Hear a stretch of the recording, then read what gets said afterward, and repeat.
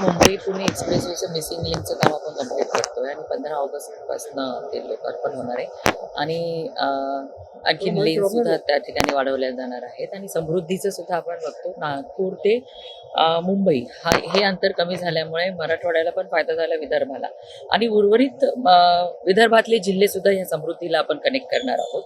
आणि मुंबई चा सुद्धा राहिलेला पोर्शन लवकरच होणार आहे. शक्तीपीठच्या बाबतीमध्येही काही जिल्ह्यांमधून विरोध होता, परंतु शेतकरी म्हणजे शेतकऱ्यांना सुद्धा आता पटलेलं आहे की आपल्या भागाचा विकास व्हायचा असेल तर चांगल्या रस्त्यांची गरज आहे. त्यामुळे हळूहळू अनेक जिल्ह्यांतून जिथे विरोध होता तिथे सुद्धा शेतकरी पुढे येत आहेत जमिनी देण्यासाठी. उलट कोल्हापूरमध्येच विरोध सुरुवातीला होता, त्यानंतर मुख्यमंत्री देवेंद्र फडणवीस साहेब जेव्हा कोल्हापूरला गेले, अनेक म्हणजे हजारोंच्या संख्येने शेतकरी स्वतःचीच हातभारा घेऊन आले की आम्ही तयार आहोत या ठिकाणी शक्तीपीठसाठी आमची जागा द्या.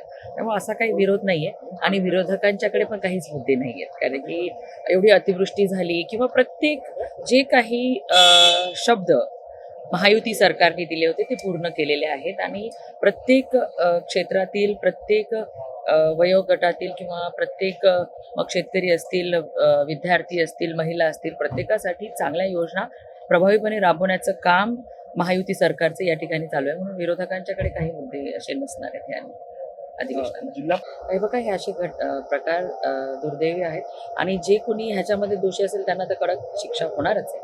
परंतु महिलांना सुद्धा वारंवार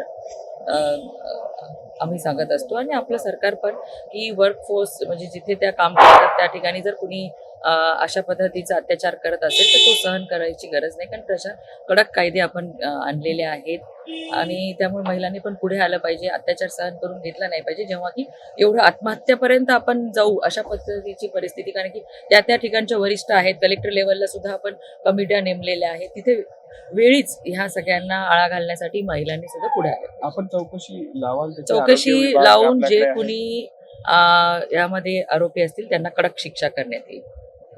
आपल्या परिसरातील बातम्या आमच्यापर्यंत पोहोचवण्यासाठी स्क्रीनवर दिलेल्या क्रमांकावर संपर्क साधू शकता. दूरध्वनी क्रमांक 8652414343.